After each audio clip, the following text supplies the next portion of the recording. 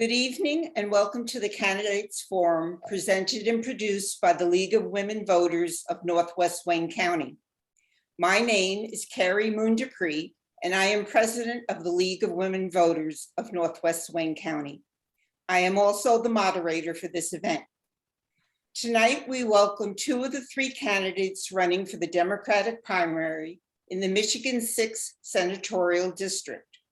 The third candidate, Mary Kavanaugh, unfortunately is unavailable to join us at this time. This district represents portions of Farmington, Livonia, Redford Township, and Detroit. Voters will have the opportunity to vote for two of the three candidates running for this position. The League of Women Voters is a nonpartisan political organization. We do not support or oppose any candidate running for office. The League does take positions on issues after study, so you may see our name attached to an issue that we are advocating or opposing. The League of Women Voters is where hands-on work to safeguard democracy leads to civic improvement. Membership is open to anyone who's at least 16 years old, and you can join through our website. The League's main mission is to promote political responsibility through informed and active participation in government. One of the ways we do this is by having forums such as this one tonight. The League is also preparing a nonpartisan voter guide, which can be found online at www.vote411.org, or printed guides will be in the local libraries. Holding a candidates forum by Zoom possesses challenges different from an in-person forum. Only League personnel and the candidates are present at the forum. We solicited questions from the public in advance so that we could ask them at tonight's forum. Questions were screened for clarity, and those which included any personal attacks on a candidate were eliminated. The views expressed in this forum are those of the candidates and not of the League of Women Voters. All qualified candidates were invited, and two are here tonight. All the candidates have agreed to the format of tonight's forum, which is as follows. Each candidate will be allowed a 2-minute opening statement, a 2-minute response to all questions, and a 2-minute closing statement. The order that the candidates speak was determined by a random selection process witnessed by the candidates before the recording of this forum began. We will rotate the order of the candidate who responds to a question first. League member Ann Abdu produced this forum tonight, and Val Nelson is our timer. She will be holding up cards so that the candidates know when their time is up. The candidate must stop when the stop sign appears. And now we will start with our forum. Let us begin with an opening statement. Daryl, can you please begin? Hello, everyone, and thank you for coming out tonight and joining the League of Women Voters. I really appreciate this forum and an opportunity to come before you. I'm a candidate for state senate in the new 6th district, born and raised in the city of Detroit and educated in the Detroit public school system. I've been married for 33 years. I have 7 children and 23 grandchildren. I'm a member of Macedonia Baptist Church, and I went on to work as an IBEW Local 58 electrician. I have served the citizens of our community as a Detroit firefighter, and I volunteer as a Wayne County CERT Reserve Deputy Sheriff and volunteer for the Rosedale Park Radio Patrol. I also volunteer time with the local food bank, the Isaiah Project in our neighborhood, which feeds over 200 citizens monthly. In 2017, voters like you elected me to serve on the Detroit Board of Police Commissioners representing District 1. I'm currently working as Assistant Supervisor with DTE Energy. But more importantly, when you send Darrell Brown to Lansing, I will fight to repeal the right to work law in the state of Michigan, and I will support and create legislation to eliminate taxes on retiree pensions. And I will work closely with our educators to improve our public education system. And when you send Darrell Brown to Lansing, I will create and support legislation to improve our environmental regulations and climate change initiatives. Public safety is a concern for all citizens. As your next senator, I will work to ensure that all families in the new Senate District 6 can continue to enjoy a quality of life that they deserve. And as a business owner and developer, I will work to create and support legislation to bring new economic development to the state of Michigan. And I've received endorsements from several organizations, the mighty 14th Congressional District, the 13th Congressional District Party, the Detroit Firefighters Association, and Fannie Lou Hamer. My past experiences have led me to seek your support as your next senator in the new 6th District. Thank you. Thank you. Vicky? You're on mute, Vicky. My name is Vicki Barnett, and I currently serve as the mayor of Farmington Hills. I've been in the elected office for many years, and I have always put the needs of my constituents first. When I was elected to city council in 1995, we were just coming off the heels of a new way to fund public education and to levy property taxes with the passage of Proposal A. And that has had some negative effects 20 years and 25 years down the road. There are changes we can make to drive more money into public education and schools so that we don't leave any children behind. Education and a quality education is the one way we know that can provide upward mobility for all citizens of the state of Michigan. Whether you're a child here or you're an adult that just came over from another country and you need to learn English and literacy, education is the key to getting ahead. And I pledge to you that those changes that we can make in the legislation, I will look at, and there are many people in the legislature right now who are also aiming at making some changes to the way we fund public education. I've been proud to be an elected official in the city of Farmington Hills, from when I was on city council to mayor to serving in the state legislature as the state representative from the area. We have a lot of work to do, and I have connections in Lansing to get that job done. And I look forward to continue to work hard for the residents of the state of Michigan, and indeed take care of the residents of the new 6th Senate District. Thank you. We are about to start the questioning. I first want to indicate that the candidates have asked me to call them by their first names. Daryl, question number 1. What are the most important challenges facing our state, and how do you propose to address them? The most important challenges facing our state right now is gun violence and economic growth and development. And I will work and support legislation to curb gun violence and make sure that we have stronger gun laws opposing those people that intend to infringe on the rights of others. Economic growth, I can't speak enough about. We need economic growth and development here, and to eliminate those retiree taxes may keep some people here that want to start their businesses here. But we need to encourage companies that like build windmills and things like that for solar parks to come here and manufacture their parts and materials here in the beautiful state of Michigan. So I pledge that that's what I will work on with part of the economic growth and development package that I would like to deliver, and also reach out to our small minority businesses to make sure the dollars are available for them to open and sustain and grow their businesses as well. Thank you. Vicki, same question. I think the two key issues right now are access to quality health care and reproductive rights and reproductive health care, as well as economic development. This district is a real microcosm of the demographics of the country and the entire state as well. And under the current state of affairs, it is very sad, and I need to note this, that the health care available to people is also under the gun with, sorry for the pun, Daryl, with systemic racism. The infant mortality rate among African-American mothers and infants is exorbitantly high. We need to drive more dollars into healthcare and make sure that healthcare is an equal right for all citizens throughout the district and throughout the state of Michigan. I also believe that economic development is crucial. When I was first elected to the State House, it was the beginning of the Great Recession and people were going bankrupt, they were losing their homes, and it was more important than ever that legislators got involved and cut through the red tape to find a way to keep people in their homes. But more importantly, we needed to find ways for people to start businesses and to experience the entrepreneurial spirit and get their jobs off the ground. So I was one of the people that was very proud of passing the cottage food industry bills, which allowed small home businesses to sell their goods and products at farmers markets. That has now been expanded, and it's been a great tool. As mayor of Farmington Hills, we've also instituted a new incubator system for small businesses that will be developing out of one of our community centers.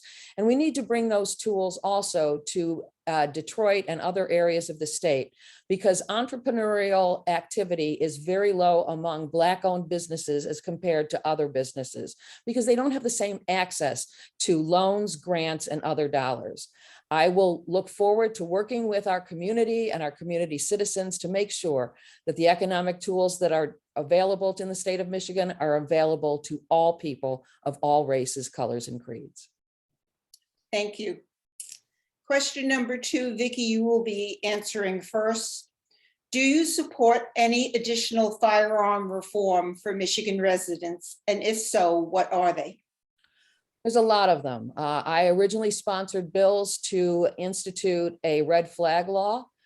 I'm going to start with a personal story. When I was in high school, one of my high school friends got married right out of high school, and within 2 years of graduation, she was murdered by her husband in an act of gun violence.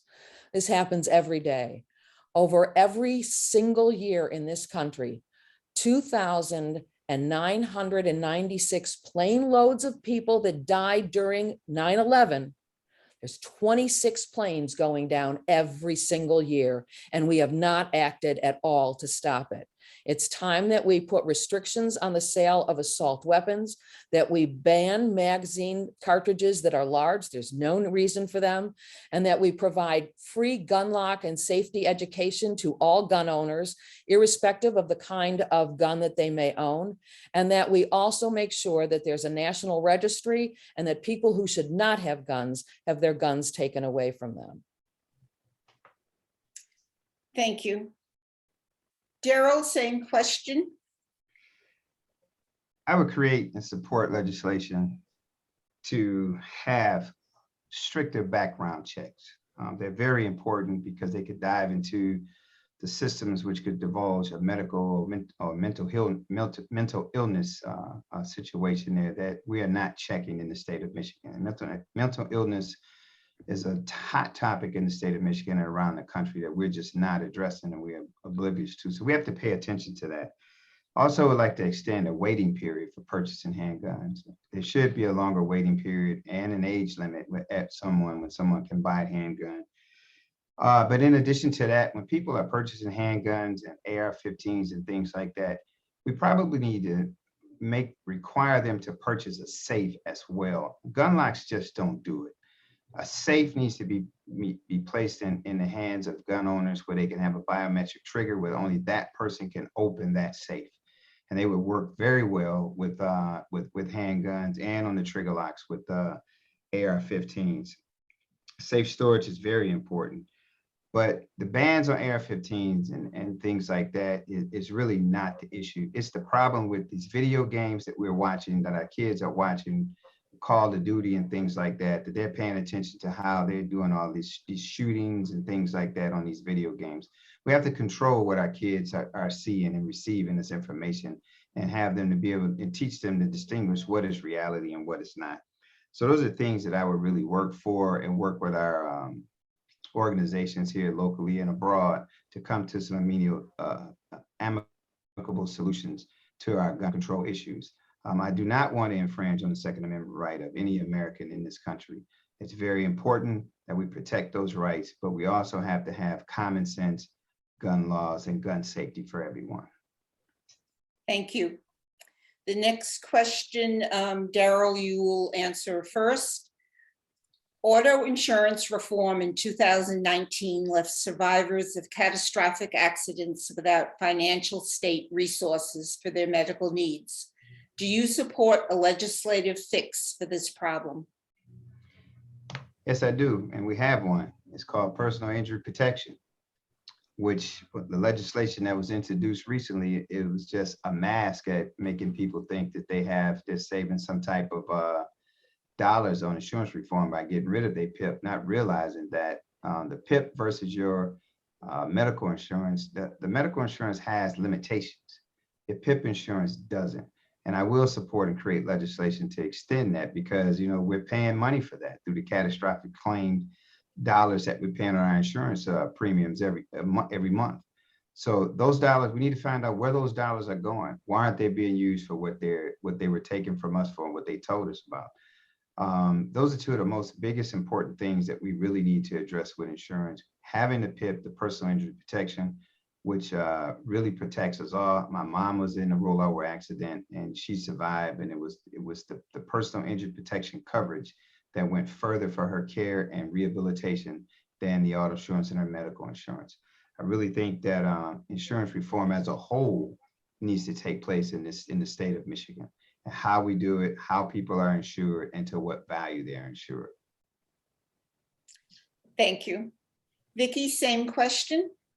This is a very unfortunate situation. We had the best insurance coverage in the country several years ago, and that was wiped away by legislation that allowed individuals to choose the level of personal injury protection that they purchase in their auto insurance under the guise that it was going to lower rates and make people just as safe as they were prior to the passage of the reforms. What happened is that people can choose their own personal protection coverage, or PIP, personal insurance protection or injury protection, and people have opted to purchase less than what they had before, leaving people with catastrophic injuries to the mercy of Medicare, Medicaid, and their own individual health system, which is going to trigger an awful lot of lawsuits that used to be left out of the court system with the passage of unlimited injury protection through the no-fault auto insurance pool. What happens with the pool right now is when you buy auto insurance, and what you used to do is you would buy auto insurance, you would pay the PIP fee, personal injury protection, and that was a reinsurance pool that went to the catastrophic claims fund. The catastrophic claims fund was organized by insurance companies, and right now they're sitting on somewhere around $27 to $30 billion that they have not accounted for, and have claimed that they don't have the money to currently pay for all of the services that injured people need. They have cut the reimbursement back, leaving people to the mercy of the current healthcare system, like I said before, and the reimbursement levels now are so low, and they made them retroactive, so the people that paid for full PIP insurance are no longer getting it. And we have people that are actually dying. We desperately need reform. We need to audit the catastrophic claims fund, and we need to make sure that the money goes to where it should be, and we need to raise the reimbursement rates again. Thank you. Next question, Vicky, you will go first on this. What concerns do you have about climate change in Michigan, and what policies do you support to combat it, especially in the areas of public health? The current state of public health with climate change and air pollution has devastated communities, especially in the Metro Detroit area. The unfortunate incident of asthma and high asthma rates, cardiovascular disease, a lot of that can be traced to pollution levels in the area. When we had no concern at all about what polluters did and where they left their polluted materials, we allowed those kinds of pollutants to permeate the groundwater and the air that we breathe. It's time that we reestablished a polluter pay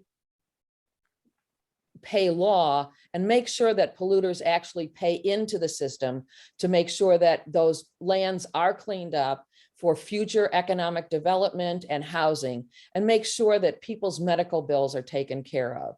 This is a social justice issue as well as a climate change issue.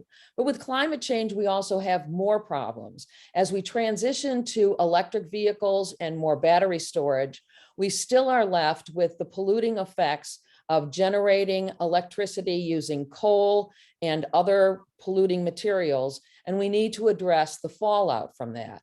I believe that it's time that we had stricter laws, that we made sure that the water and air is clean. Nobody should be drinking bad water coming out of taps.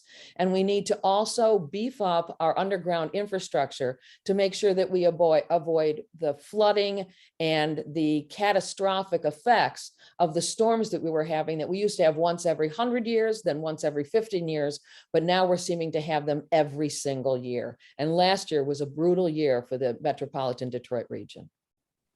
Thank you. Daryl, same question. Air pollution is top on the list to address with me. What we don't do is we don't address these nurseries around here in our communities, especially in the Black and brown communities that have mountain hills at 30 to 40 feet high of crushed concrete and sand and dirt that they're bringing from all over the state. We don't even know what's in that dirt in this state. We need to have regulations and laws for that, because when that wind blows, it blows into our communities. But there's no regulation of how high they can stack and store this material. We don't know where it came from or what's in it. And we need to have legislation to cover that and fine these people when they do these things. Another thing that we have to pay attention to is the hazardous material storage that's in and around our cities, our water, our drinking water, and stored in these facilities and buildings. We don't know where they are. The Detroit Fire Department took on that mantra and tried to, that task, and tried to establish what was called 302 sites, where they were documenting every year what businesses had what hazardous materials and things like that. Our renewable energies are very strong and profound. And I believe most of our energy companies want to do the right thing, and they want to do more with renewables as far as solar and wind.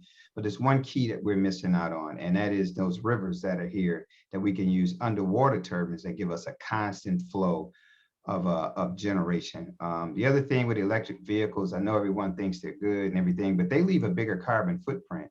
So we had to figure out another way to reduce that carbon footprint. We're getting better generating plants that produce these vehicles and make sure that they are very green with the things they do. And we have to watch their runoff to make sure that we're not contaminating our water and our land resources. And we also have to stop and don't allow for illegal dumping in Michigan. There were laws passed that let people bring trash from Ohio and dump that here in the state of Michigan in our landfills. And we should not be allowing that. We need to cut these laws out and get stricter laws and violations on people polluting our great lakes. Thank you, Daryl. You will be answering the next question first.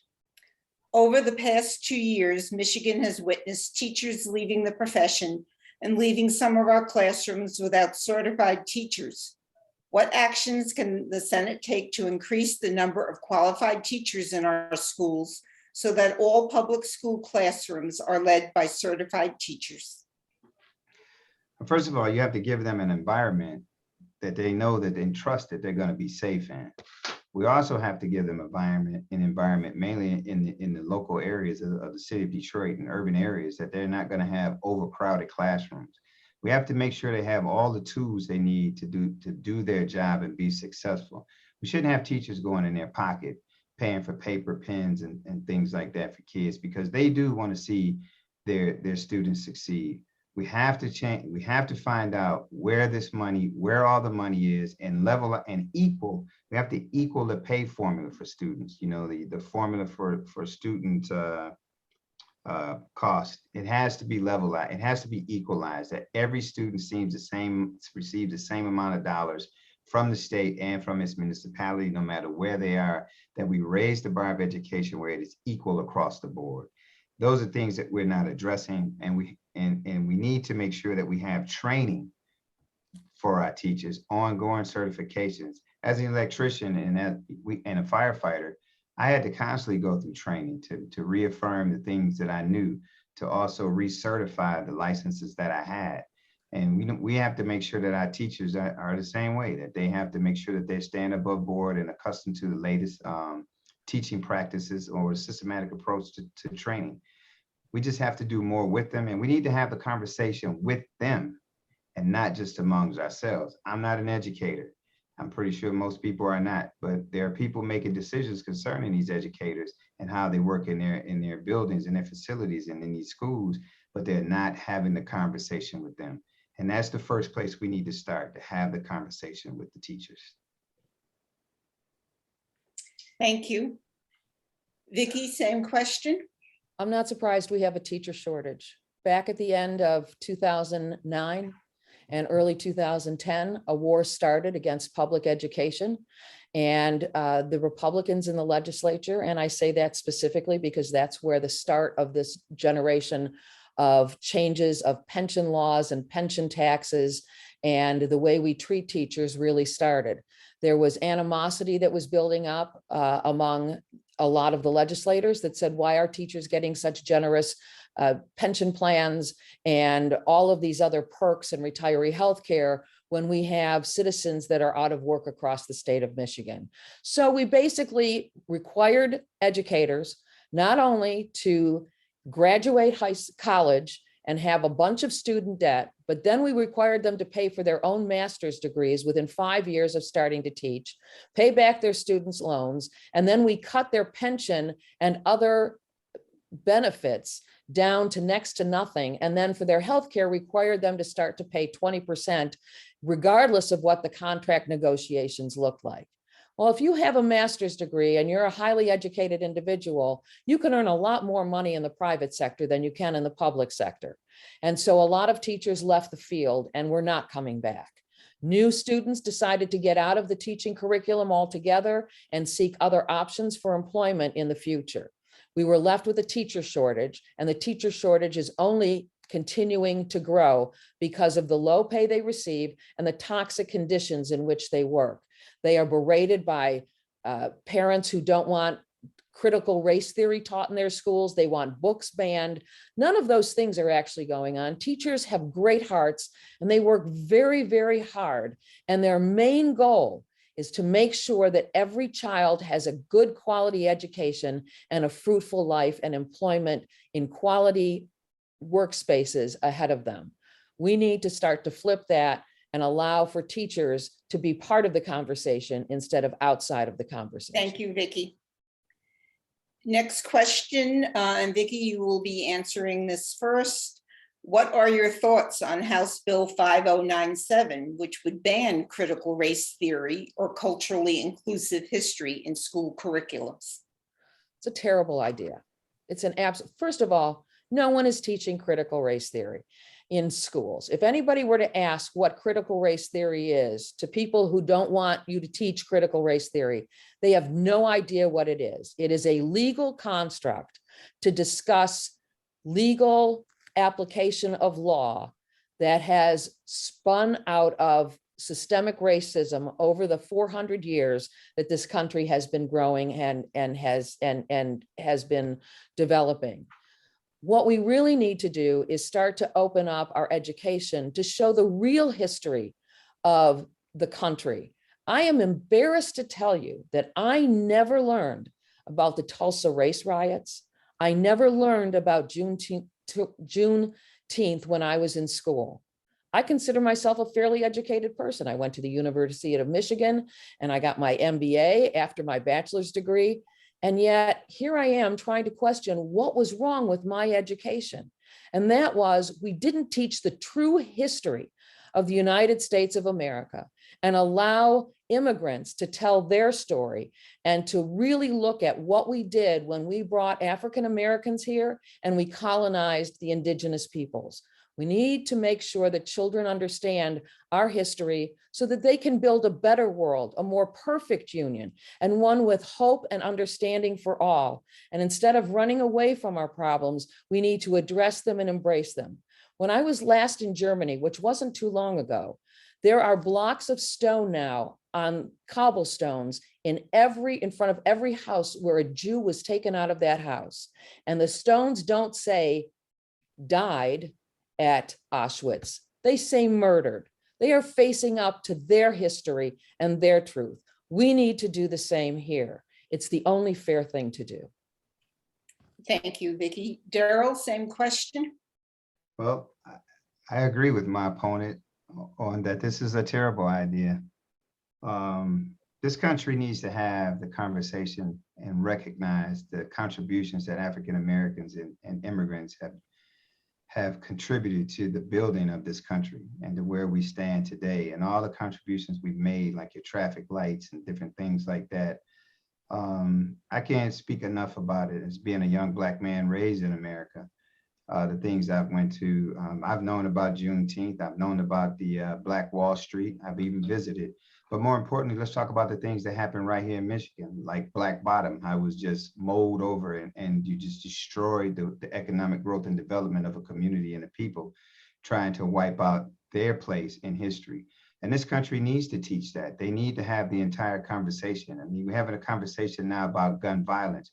Well, we've been dealing with gun violence in the urban community for years when my friends have been killed and shot down in the streets, but it's not happened until it comes to other communities. It now becomes a crisis and a problem. But the truth and the reality of it is we need to have the conversation and we need to teach the true American history and the contributions that all have given to this country. And they need to start talking about reparations. But we need to have that conversation and we need to get legislation in there to really teach what the true American history is, whether it's embarrassing or not. I'm pretty sure we've all done some things that we're embarrassed to talk about today, but we all have to stand in the light that we cast. And we're here today because of the shoulders. I'm here today because of the shoulders I stand on of those people that taught me, those teachers, and all those people that took an interest in me as a young, impetuous, street smart teenager. And they saw something in me, and I'm here today because of them. But we need to have that conversation, and we need to teach the true American history. Thank you. Thank you. Daryl, you will be answering the next question first. What are your views on actions that can be taken to protect women's reproductive health choices, especially in light of the recent Supreme Court decision? The Supreme Court decision is very bad for America, and it triggers the beginning of what's next. Are they going to overturn and abolish the Voting Acts of 1964 and the Civil Rights Acts and things like that? Men should not be in this conversation making these decisions. And that's just how I feel. It's not a decision for a man to have a comment on it, because I'm not the one that's going to carry that child and have to bear the brunt of the burden of dealing with this. I just think men should be out of that. I think the biggest point about it is I believe that we need to take that as a ballot initiative. And I think that would be a stronger point, that the ballot initiative is the will of the people. And the people have spoken before, they're speaking now. And I just think the Supreme Court made a bad decision for America to overturn Roe versus Wade. It's like, what's next? Are you going to tell me I don't have a right to vote? Are you going to have me going back being 3/5 of a man? So what's next? Where does it start? Where does it stop? So I think that was a bad decision. And these acts that we have out here now, along when we get this act done, which I'm pretty sure we're going to be working on legislation for that, the legislators right now need to be going into chambers, changing this Michigan law to protect these women up here in the state of Michigan. It's unfortunate that sometimes women have unwanted pregnancies, whether it's intentional or unintentional, and they could be victims of rape or anything like that, and they should not be forced. Men should not be forcing them to make those decisions. I believe that should be a decision by women. And if that's not good enough for them, then it should go as the will of the people before the voters in the state of Michigan and across this country. Thank you. Vicki, same question. If a woman doesn't have autonomy over her own body, she is not free. And it's just as simple as that. This is not the purview of government to make these very, very personal decisions. And it's not the purview of government to make end-of-life decisions either. These are very private moments between families, husbands, wives, their clergy, and their God, in order to make some very difficult decisions about the course of their life and whether or not to bear children. But it's not just about whether you bear children or have an abortion. It's about what happens to you if you are having a problem pregnancy and your life is threatened, or you were raped and you have a mental illness problem because of the horror of that event. What do you do then? Do you force women to have children that they don't want because they have to you want them to raise their rapist child? What happens when you are pregnant and you are looking forward to having this child and you have a late term miscarriage and you don't fully expel the fetus from the body, and in order to get rid of it, a drug over the counter by prescription is available to do that job, and you can't get that drug in the state of Michigan. You can't get it now either. And now you have to go through an invasive medical procedure in order to be able to preserve your fertility in order to have another baby. Or I'm going to bring up my daughter, who was diagnosed with breast cancer at the age of 31. She has 9 eggs frozen right now, waiting for IVF when she finishes her chemo treatments.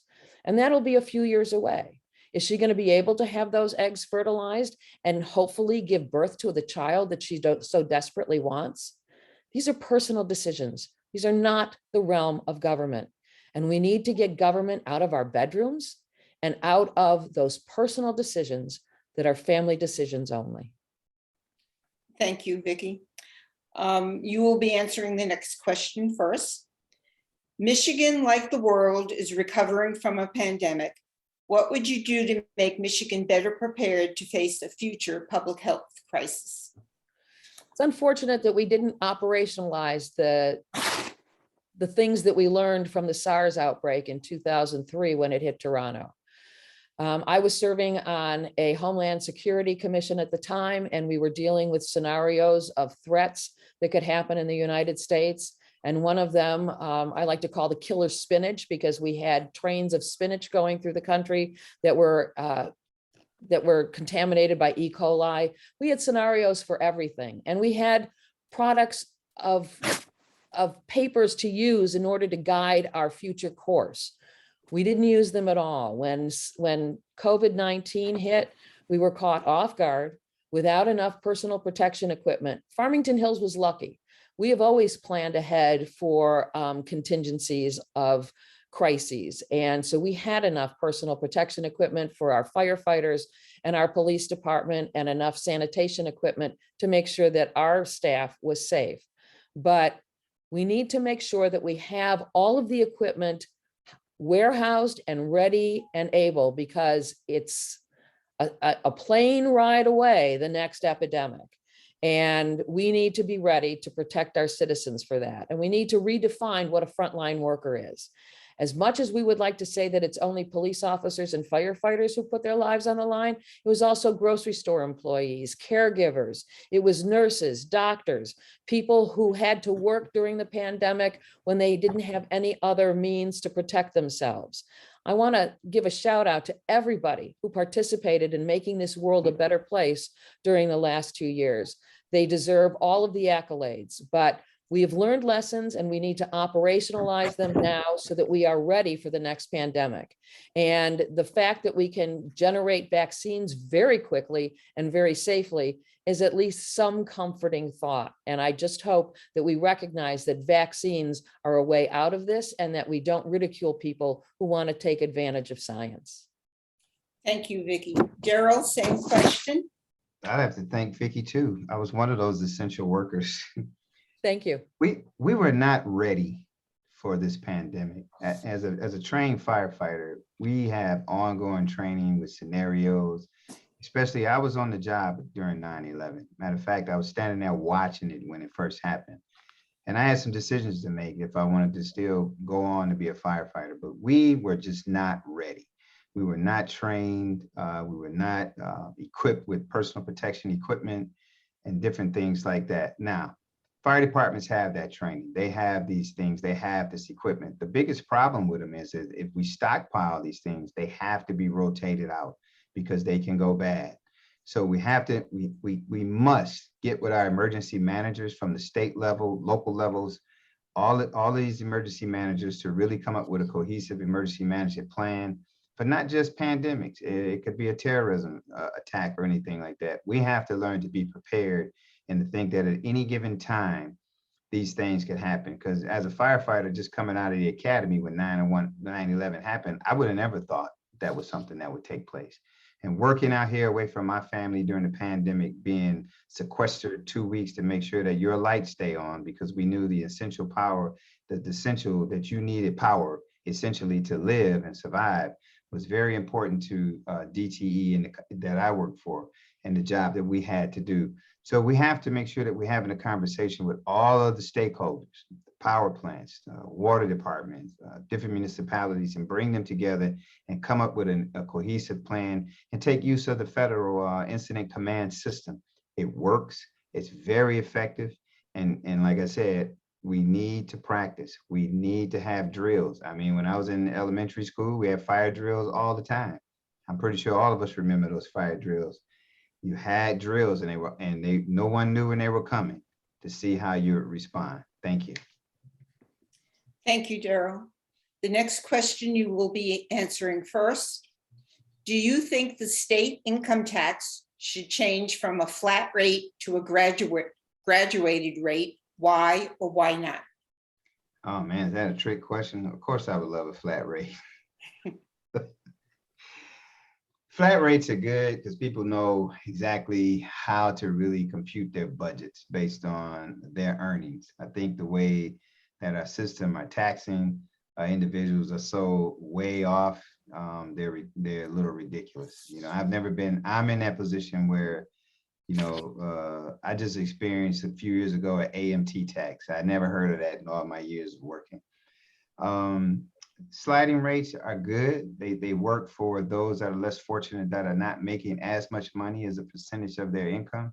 But a flat rate, I think, would be very good. And it's an expectation that people can really plan their lives and their budgets around, and would really give us a start to understand what are the expected incomes coming in that the state can use so they can get their budget together. I just really think a flat tax would be a great idea. It's not a bad idea to try it. And if it doesn't work, then we can always go back to what was working for us. I think it's worth trying. I think it's a great idea, and it's something that should be implemented just to change the way we do business. Thank you. Thank you. Vicki, same question. Well, we currently do have a flat tax rate in the state of Michigan. It's in the Constitution. And in order to change it to an income tax that's a variable rate based on your income would need a vote of the people. And I don't see people clamoring right now to change the tax structure in that direction for a tiered income tax. But we can do something to help people who are on the lower end of the income scale. We can increase the earned income tax credit for disadvantaged families to make sure that they get money back in their pockets. They're going to spend it. They need to spend it. That's money that they need to use. And we can certainly raise the earned income tax credit to 20 to 25%. It was lowered in the early 2010s because of the recession. And that was a very bad choice on the part of the state of Michigan, because it really harmed families that were living on the edge. Money coming in and going out weren't equal. They were actually behind the 8 ball all the time. So we can raise the earned income tax credit, and we can certainly get rid of the pension tax, which has hurt so many seniors who were living on fixed incomes, who knew what to expect every year in terms of their taxation, and suddenly were hit with an income tax that they never planned on, especially if they took a buyout from their company and they knew and planned. I'm a former financial advisor, so I worked with a lot of people that were taking buyouts at the time. We looked at and planned for their future, and all of a sudden they were hit with a 4.25% income tax on their retiree money that they had never planned for. So I think that there are options that we can take to make it better for people who are living on the edge. And I would go in that direction. So I would repeal the income tax on retiree healthcare, on retirement dollars. And I would make sure that we increase the earned income tax rate, income tax credit, and I would also raise the minimum wage. Thank you, Nobody works Vicki. 40 hours a week. Should be. Thank you, Vicki. Sorry. You will be answering the next question first. Food insecurity continues to be a major problem throughout the state. Children are most affected. What suggestions do you have to correct this situation? Well, one of the things we can do, I really like what the Southfield Board of Education just did this week. They decided that every student who goes to Southfield Public Schools, regardless of income, is going to have a school breakfast and a school lunch all year long while they're in school. Question now is, what happens when they're out of school? And we have to find ways to provide for nutritious food year-round for families that are in need of food. We also have to make sure that we provide food, vegetables and fruit. There, we have food deserts where certain foods are not available. Right now, under the SNAP benefits, we need to increase those as well so that families don't have to live on scant dollars in order to purchase food for their family, and that the food is readily available and that those dollars are higher so that they could take advantage of getting fresh food and vegetables as well as fresh meats instead of packaged goods. I think that we've done a terrible job in making sure that we feed America. And I would like to see us go further and expand the Meals on Wheels programs for shut-in seniors and adults that can't afford food, as well as starting to have community gardens available so that families can actually grow their own food in their yards and have community gardens where they can grow their food. The new trend in Detroit and in other communities is to allow people to have chickens, to have gardens, and to make sure that they can grow food. And we can also convert warehouses to hydroponic gardens, which is a very efficient way to increase economic development, put people to work, have products coming out of underused buildings, and make sure that they're back on the tax rolls. There's a lot of things we can do that we're not doing. And I hope that we can have a conversation in the legislature to make sure that nobody starves under our watch. Thank you, Vicki. Daryl, same question? I think we need to invest more in organizations like Forgotten Harvest that already have a program out that they contribute food to local food banks. We need more food banks. We need places where people can go to get food if they're in need and when they're in need. We also need to do more with developing land, vacant lands down in urban areas or even in the suburban areas that we can do farming, and like we could put people back to work. We could create these ecosystems, and it'll be great for the environment. It'll be great for everyone around here. I really think growing our own food is a good deal. I think it would change the diet and would cut down on a lot of the healthcare costs with what we're consuming. Less processed foods, less processed meats, more vegetables, more fresh meats if you have it, but I would prefer more vegetables. But I just think that right now with the crisis that we have with the food banks and things that we have, like the one I volunteer at, the Isaiah Project, these places barely have places to store food when they don't give away. We need to expand these organizations and make sure they have the funding for it, and also support food programs at all our schools across the state of Michigan in every community. Whether you have money to eat breakfast or not, a kid should be assured that no matter what he does, if he leaves out the house late, he'd be guaranteed to get a meal when he gets to school.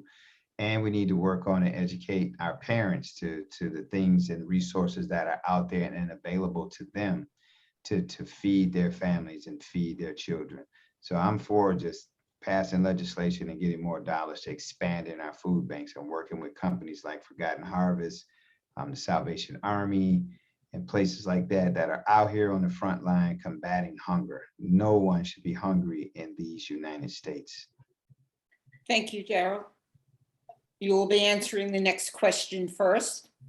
Drug addiction is a problem that is increasing in Michigan and the nation. What policies or programs would you support to help combat this public health emergency? I would support and create legislation to eradicate the misuse of prescription drugs and the theft of doctors' narco licenses and things. I lost my sister to drugs. She was a drug user. And these things are out here on the street. There was nowhere for her to turn for help and different things like that. I mean, places like the Salvation Army, who does a wonderful job with rehabbing people. We need to invest dollars in them. We need to have legislation to really pay attention to the drugs that we are giving people legally. Well, like with opioids and things like that, that if they get addicted to opioids, now they have to have another medication for other issues and things. along that nature. We need to find better ways to treat people and make sure we're watching and take them to through the entire process. If we know that these drugs are addictive, like your morphines, opioids, and things like that, we need to take them to the entire process, to take them from A to B, to being on the drug while they're in whatever therapy they're in, to getting off the drug and making sure they're not addicted to it. And if they are, getting them the help that they need so they can stay off of it. And we also need to have stronger laws on our illegal drug use.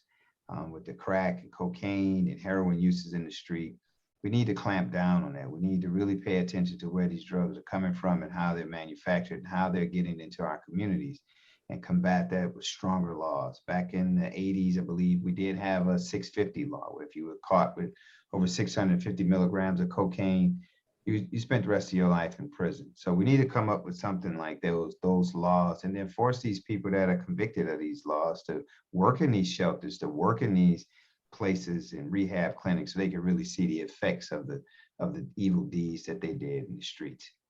Thank you. Thank you. Vicky, same question. Well, I'm going to answer this in two parts. One is what's happening, and number two is what are we doing and what can we do? The drug companies, some evil drug companies, I don't want to lambast them all, thought it was okay to run commercials and tell everybody that they have a pill to make you feel better, that things were painless, that we could control your pain without you being addicted. And we know now that that wasn't true. I'm glad that the governor went up against these drug companies and did sign a resolution with them so that we got some money here to pay for some of the drug intervention programs that we're developing. But we also have to look at the legal drugs that are out there. Alcoholism is in extremely high rates right now. A lot of that is due to the depression caused by COVID and the isolation caused by COVID-19. Pandemics are not good for mental health. And yet we have not realized that we need to expand our mental health programs, build more mental health facilities, and provide mental health care for people who can't afford it. It's not cheap to go through a detoxification program and to get off of drugs and clean yourself up. So I'm glad that Henry Ford Hospital is building a new facility in West Bloomfield, that Beaumont Hospital expanded in Oakwood at their Dearborn Hospital, but it's not enough. You're on a waiting list to get a mental health professional to take a look at you and to guide you through the process. Part two, we can expand our laws and make sure that doctors are held accountable for some of the prescriptions they write. We've already made it important that you sign documents now. If you're going to get Sudafed over the counter, you still have to sign up for it, and it's not just handed to you because it goes into making crack and meth. And we also need to train people more on Narcan use so that we can intervene when there's a drug addiction event, so that we can save more lives. I'm proud that we are doing that now in Farmington Hills. Thank you.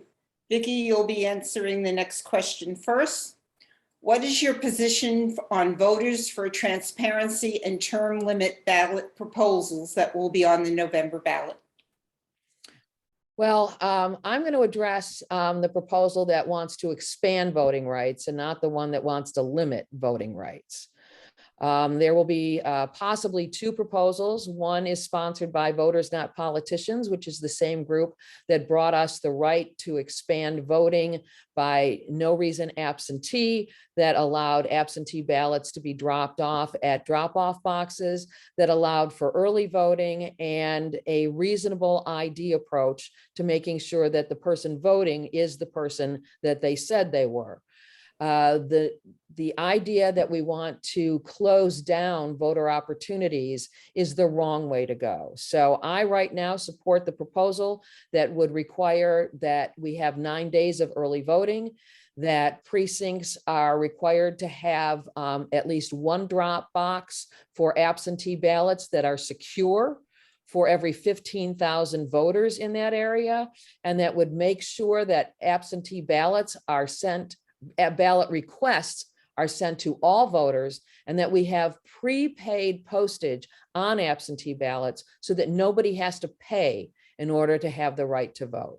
Those are the things I support. I supported Voters Not Politicians changes in 2018, and we've seen that they've worked very successfully in the state of Michigan and have not caused significant voter fraud, which was what is being alleged at this time. There is no extensive voter fraud, and there is no reason to limit the right to vote and to create long lines in voting precincts.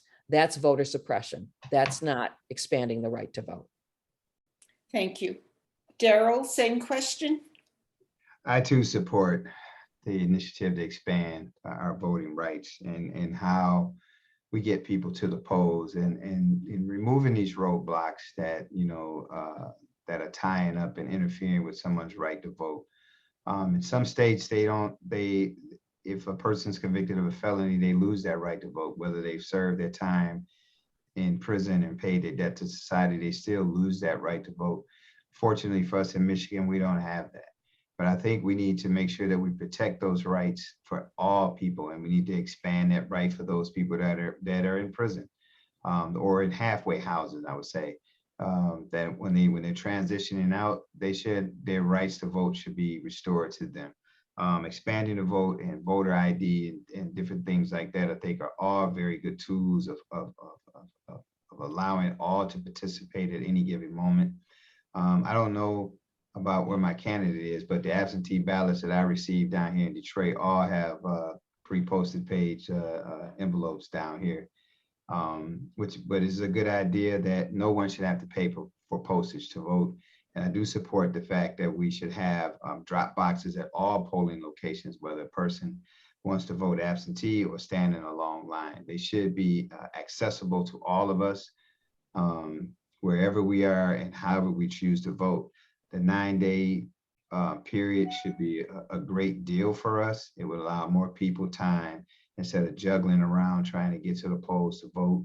I think that is an excellent idea that we should have, and it should be expanded all throughout the state of Michigan. The biggest thing with me is just the ID piece of blocking people that don't have the proper credentials to vote. As long as they can be ID'd and they can sign an affidavit of identity saying that this is who I am, they should be allowed to vote. We should not suppress anyone's right to vote in this country, because most of us, our forefathers and grandfathers, have experienced that in their lifetime of voter suppression, and we should not go backwards. We need to make sure everyone is inclusive and they all have a right to participate. Thank you, Daryl. This will be our last question coming up before closing statements. And Daryl, you will be answering this question first. Recently, the EPA stated that there is no safe amount of PFAS or PFOAS that is acceptable in our water. What would you do to make our water safe and free from these substances? Well, passing legislation is an easy way to say that that's what we're going to do. We have to hire and make sure we have ethical people that are going to go out and challenge these companies and not be afraid of them, and make it criminal for people to interfere with them while they're doing their job as far as testing, different things like that. One of the things I said early on, groundwater contamination is very dangerous, and it's a big thing on the list that we need to pay attention to, with deep storage, pollution wells, stored trash, nuclear waste, and things like that. We need to really pay attention to how we protect our groundwater. And we have to back our inspectors, add them to the list. There's a list out there. It's a felony for you to interfere with emergency responder while they're in the pursuit of doing their job. The utility companies had that expanded to interfering with utility workers while they're doing their jobs. We need to make sure we have that with our environmental workers. They need to be protected. They need to feel safe. They need to feel that the state of Michigan have their backs while they're out here doing this work. And we should just be uncompromising to those that choose to break and violate these laws and regulations that we set forth to protect our community, to protect our families and our children. We just have to do more, and we have to work at it and make sure we're passing good legislation to protect our people that are doing those jobs. Thank you. Vicki, same question? Oh, I hate to start out with, I think the ship has sailed. There are so many PFAS that have infiltrated human body systems and our underground infrastructure. Same with microplastics and other very dangerous contaminants. It's going to be very hard to clean it up, but we have to try. And we have to start now. And we need to invest in the polluter pay law and get some money into funds that are going to be used and designed to clean up abandoned sites where these materials were stored, where they were used, and to do everything within our power to make sure that we can eradicate the effects of these contaminants from getting into human body systems and into animal systems and to proliferate. It's a very tough challenge, however, because it's not just PFAS. It's also lead paint in older buildings that is affecting the health and safety of children when the paint begins to chip. We have lead in our water systems because of corroded water pipes, and we need to clean all those up. All told, we're talking about billions of dollars of infrastructure replacement and repair. And if we don't start now, people are going to get sicker and they're going to continue to die, and more pollutants will contaminate all of us. So I think we should start where we have the PFAS problem and begin to remediate those areas, and then go in and also cap or contain the movement of a lot of these pollutants through the underground water system, groundwater, and other underground systems. And also check our toxic waste lines that go through underground every community that have been in the ground for 100, 200 years, and we don't even know where they are and what they're carrying. And some of them are breaking and leaching into our water table. Thank you, Vicki. This concludes the end of the questioning. We will now begin with closing statements, which are up to 2 minutes long. Vicki, would you begin with the closing statement? I'll be happy to. I am very happy to have been endorsed by the Michigan Firefighters Association, the Michigan Police Officers Association, and Planned Parenthood, along with a lot of other organizations. I've always led from what I believe in. And as a lifelong resident of Metro Detroit, a PTA parent, a Boy Scout leader, a soccer mom, softball mom, financial advisor, state representative, mayor, I have dedicated over 30 years to working to make our region the best place in the world to work, live, and raise a family. But we have daunting challenges ahead, and this election will determine whether we move ahead together or whether division, prejudice, and mistrust will guide our future course. This election will determine whether all of our kids have clean drinking water, a great education, and safe neighborhoods to grow up in, or whether we allow small-minded legislatures to block change in favor of inequity and injustice.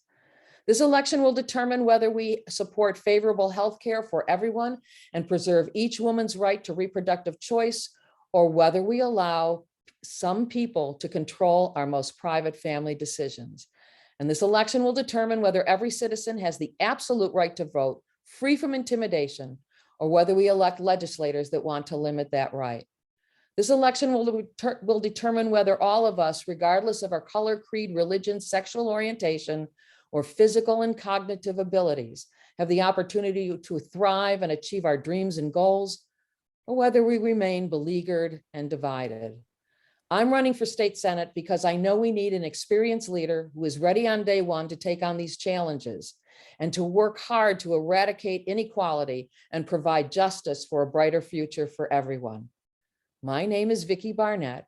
I'm mayor of Farmington Hills, and I'm asking for your vote for state senate. Thank you, Vicki. Daryl, your closing statement? First, I just want to thank the League of Women Voters for having this forum tonight. And I'm going to go just right into it. As a strong community advocate in my neighborhood, I've worked in my neighborhood. I know my community. I've served the citizens of this community. I've served the citizens of this state. I've even served at a regional level as the regional director for the Black Firefighters Association, addressing the ills and improprieties of Black firefighters throughout this region.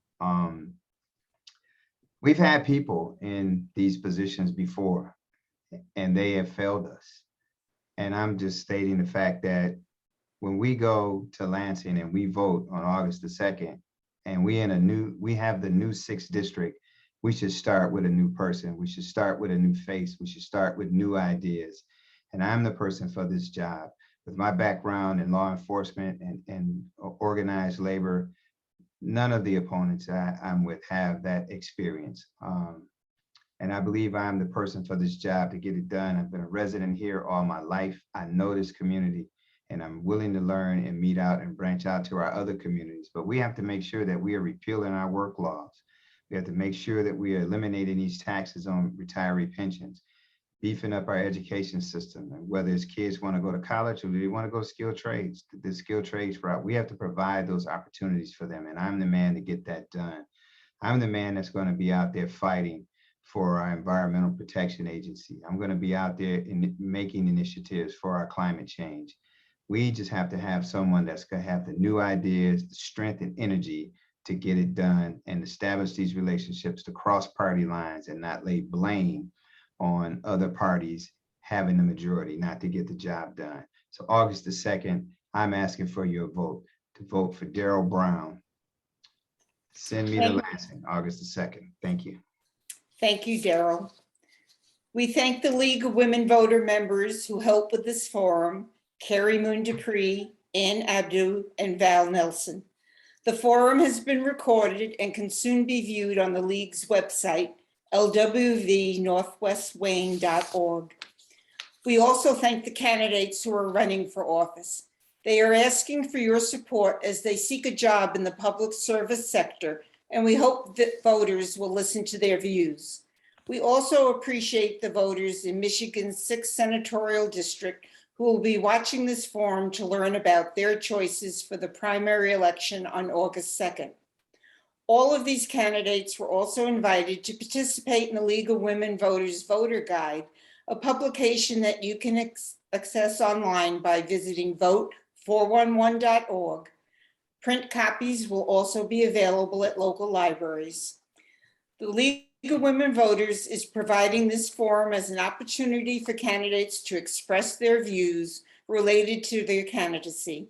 Statements expressed by the candidates are not endorsed nor opposed by the League.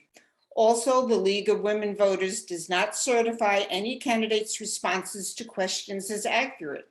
Voters are encouraged to fact-check information shared at the forum. Primary election day is August 2nd. General election is November 8th. If you are not registered to vote, you can do so up through election day. Within 14 days of the election, registration must be done at the office of your city clerk. The polls are open from 7 a.m. to 8 p.m., but all registered voters can vote early by absentee ballot. Remember that you first must fill out and return an absentee ballot application to your city or township clerk before a ballot can be mailed to you. If you need an absentee ballot application, contact your city clerk. This concludes our forum this evening. Thank you, candidates, for participating. Good evening. Thank you.